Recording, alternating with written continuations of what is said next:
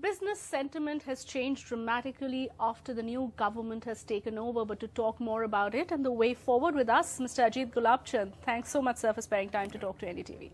How's the overall corporate India mood looking like right now? I think the corporate India is upbeat. It is very optimistic. The new government has brought in a huge optimism in it, a certain sense of hope. To put it differently, you needed 3 alarms to get up in the morning a few months ago. Okay. Now you don't need an alarm to get up in the morning. So you have a situation where the new government has created the environment and atmosphere where people feel all the things that business needs to invest and to show entrepreneurship will happen. So the climate has been created, the right environment has been created, but are people loosening their purse strings? Are investments actually taking place on the ground? See, this is where, you must remember, when this government began in June, barely 4 months ago, getting its own act together to start acting needed a minimum of a month. After that, when they started, they have made the world and Indians aware that India is back on the agenda for thinking about investment. Right. That has been achieved quite brilliantly. However, the policies of the last government have caused so much, the Sonia government has caused so much harm, that there is a lot of things cluttering the ground on which we are all treading. And I think the government is busy trying to clean that up. So you're saying undoing the entire mess will not take only a long undoing, time. all the consequences of those policies resulted in a lot of debris, you know. And we heard the finance minister say the same thing, that the pit is very deep. It will take a long time. These are different ways of saying the same thing. Right. And that is going to take some time to repair because it has caused cash flow problems for people. There is a demand problem on the other side. Even the supply side improvements are very poor. So there is, on the street, the pain continues. You're saying the pain continues on the street. So, so while the environment has changed, the pain hasn't gone away just yet. And yes, because it's because it can't change overnight. For example, all the monies that are locked up, there can't be just one decree that pay up one day. Right. You're going to find solutions that are more generic and go by certain case by case sometimes and find the answers. Like take the environment ministry. Yes, I was about to come to that. Which did the biggest damage under Jairam Ramesh and continued very ably by his successor. But the fact is that even now, in declogging all those environmental clearances that were withheld or were blocked midway, I think they have to declog and that they are moving with the best possible. But is there a speed. change there? Is there a change there in terms of thinking, in terms of mindset? Because the whole environment versus development debate continues. They have realized that this has to go hand in hand. Right. We can't just take environment and say that is the only important thing in the world. After all, that environment is meant for people. Sure. Those people need jobs as well. Sure. So this is, I think, understood very clearly by this government. And I think even the bureaucracy in the previous government had understood it. It's only the ministers and the policy makers and the National Advisory Council that didn't understand it. Right. I think even the Prime Minister understood it. Right. However, if you want to go forward, it's one thing to declog the existing pipeline. That is stuck, let's get the projects going. Right. Like they did a wonderful job when the Supreme Court declared all those mines illegal. In the shortest possible time, they came up with an ordinance. Right. Found a more transparent method of quickly restarting. So that kind of decision making is needed, plus where you resolve issues. Plus they introduce a level of reform by saying, and even those who are not actual users will be allowed to take mining licenses. But there is a bit of concern, because while the government has said that there is an enabling provision in the coal ordinance, they very clearly at the same time stated, no, we are not privatizing, no, we are not denationalizing. No, please, you must understand, privatization is taking Coal India and privatizing it and allowing new people to come into mining are two different But they have not given timelines even there. So the idea right now is it's only captive use. The idea, no, they have very clearly said two things. First, the whole thing is stopped. A large capacity that has been created for generating power is at a standstill. Right. You have to get it going. Right. So that is on the way with those e-auction. e-auctions. And they've added the feature that even those who are not actual users would be allowed to mine. Now, when and how they do it, that will need a procedure. It's not just taking these mines and putting them on e-auction. The whole procedure for giving mining concessions will have to be drawn up. But they have put that down. Right. So the pathway is clear.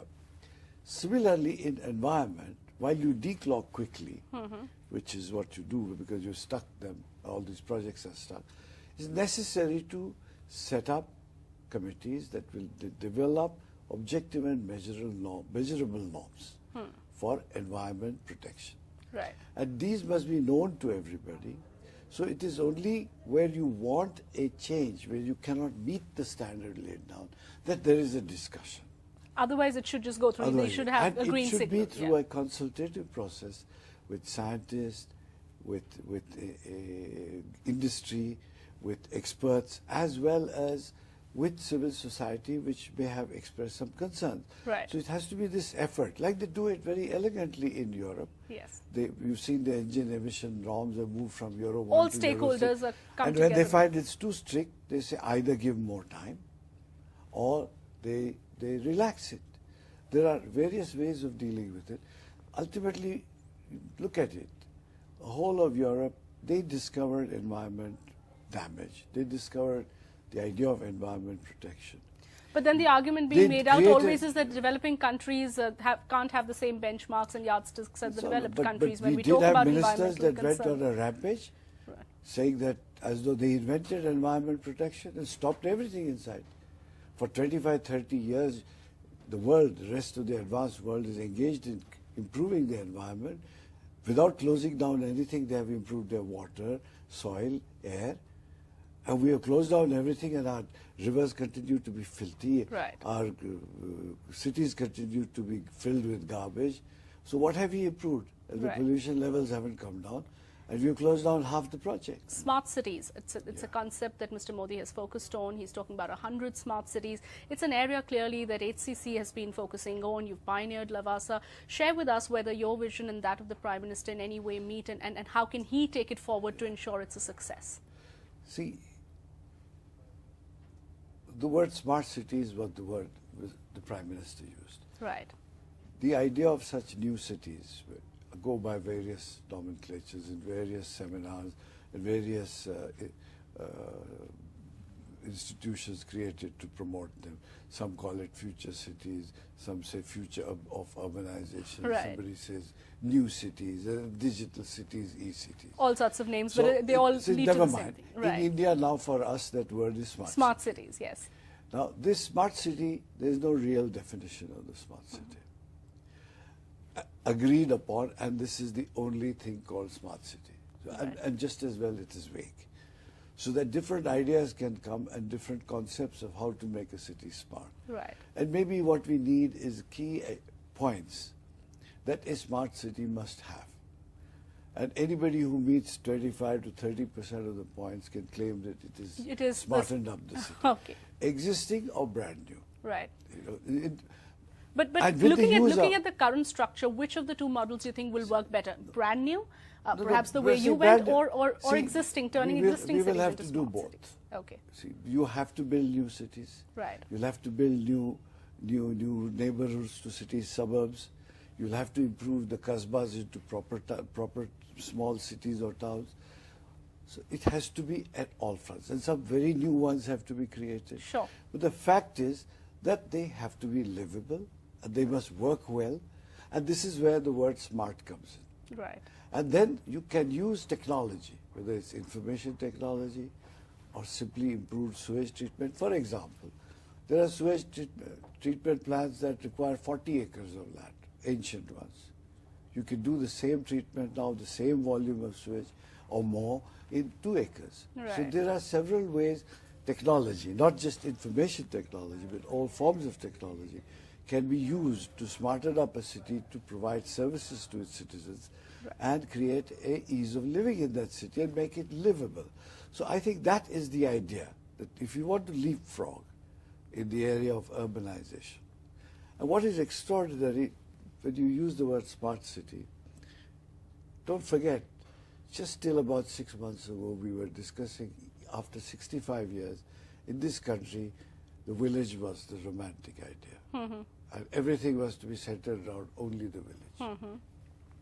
And the city was some kind of a evil that you had to accept because it existed. Right. And we always denigrated it, even patronized it to the extent that we created a Jawaharlal Nehru urban renewal plan, Right. where you gave few little monies for different cities to improve some of their infrastructure. But that has changed. So that has dramatically. changed. Right. We have recognized that urbanization is here to stay. Right. That It needs to be accelerated. Urbanization is necessary. Right. Urbanization is good because it creates jobs, it creates it creates wealth, and these are the ideas. So within this government coming to office, we have changed our The mindset entire paradigm and the to thinking. move towards this. And we are now talking about, we're not just talking about, since we're doing it now, we want to leapfrog to even make it smart. Right So away. what's your message to the Prime Minister, someone who's moved forward in this direction already, who's shown the way in terms of going ahead and developing a new city entirely? Yeah. What's your message to him to ensure that he can turn this into a huge success? Please do it very quickly. Okay. As fast as you can. We are with him. Okay. Talking about other initiatives, we've got FDI in construction that obviously has been as a big positive. It has impacted companies positively. The impact of that is showing up in the stock markets as well. Real estate, infrastructure, construction stocks doing extremely well. It's being seen as an important move. Share with us how critical was it for the government to make those changes and to ease up norms in FDI in construction? Please understand, this government has announced not only the infrastructure that India needs to build. Please appreciate, we have to create 300 million new jobs in the next 20 years. That's 15 million jobs a year. These are kids that are already born. They'll come into the job marketplace, or job places have to be created for them. Right. United States of America employs 135 million people and is the largest economy in the world.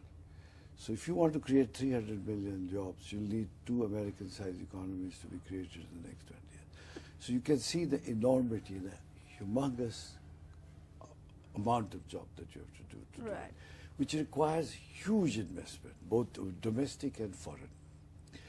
Besides, you must understand that there's also a promise that we will make sure that by a certain date everybody will have a home. So there's housing to be built. Right. So every area in which housing will be built, infrastructure will be built, investment will come, will have to be improved. Right. One of these are just the steps. Everything can't be done in one big bang reform, as Mr. Jaitley put it.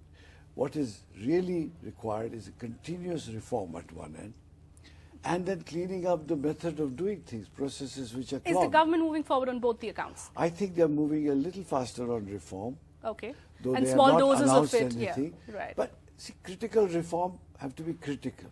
Right. They need not be big bang. Yeah, incremental, and that's important. No, not incremental. Right. They may be small but significant. Okay. Okay. Incremental is not necessarily a reform. A reform, yeah, that's more like just taking it forward. It's a little elastic, a little Right. stretch. But the point is that they are making that, and they are in the period, but they are trying to clean up. Like they have to revise the Companies Act. They have to revise the Land Acquisition Act. Yes. They have to then usher in the GST, because it's not something new. It's not there in place today, but they have to. Okay, you mentioned a couple of them, but what according to you will be the single biggest positive trigger that this government can give to the economy? GST, land acquisition, labor reforms, what is that one which we may not term as big bang, but will have a big bang impact at least? I would not fall into the trap of saying which one will create the biggest. They have I to think move they forward all on have to happen. Okay. If you do GST and your company law remains as horrendous as it is now, causing all kinds of pain, nothing will happen, because people have to invest here. But that brings me to the larger question of the expectation of India Inc., the expectation of people, of the so-called Achhe Din. Achhe Din for the industry, Achhe Din for the people. Are we putting ourselves up for certain disappointment because we may not see action on all fronts? The wish list is a bit too long. See, first of all, Achhe Din means what? There are 2-3 features to it. One is where prosperity will arrive. Right. Prosperity comes at the end of development, Right. not during it. Bits of it during it, but basically it comes at the end. So anybody who feels that Achhe Din should come at the beginning of this process is very difficult. Right. So Achhe Din at the beginning of the process is, do we have a government that actually is embarked on doing it? Is it really trying to create the atmosphere for investment so that this can happen? Is it creating ease of business? Is it making it easy for people to get educated so that they can be capable of taking those jobs? I think that process itself and that commitment with which a government is moving also brings an element of Achhe Din. Because then that is happening. You know, we were despondent, we were in despair 6-8 months ago. Then nothing is happening and the government is doing nothing. And is doing more of the folly than it did. Right. And therefore there was despair. Right. So the very fact that there is no despair, there is pain, yet there is hope, Right. tells you that yes. So this is how it will happen. Okay. We've talked about the government and what it can do, but what about the RBI? The industry has time and again been making a case for going ahead and announcing a rate cut, possibly saying inflation is trending downwards. Do you think the time has come now for the governor to focus on growth more than inflation? As I've still not understood why our interest rates need to be high. To control inflation, simple answer. That's very simplistic. It's Right. too simple an answer. Right. First but of that's all, the task of monetary policy, and that's what RBI says its duty No, is but to control duty. prices. We do not know what their inflation target is, what composes inflation, as the CLSA economist has very clearly said, that Right. purely consumer prices is not inflation. Right. The whole credit environment has to be taken into account. And so inflation here is not that high. Right, and especially now with food prices Second coming is down drastically. Apart from that, food prices are administered prices in this country, Right. and therefore not under the control. Right. So far, all the oil prices were controlled by the government. Now With we have such a two large major chunk commodities. controlled by the government, what interest rates are going to do to change consumption patterns? So consumption patterns change, and then almost half the country is outside the banking system. So what we are discussing, we are not getting a convincing argument that neither is the data so very trustworthy to say, yes, this is the inflation. But we'll go by what is there.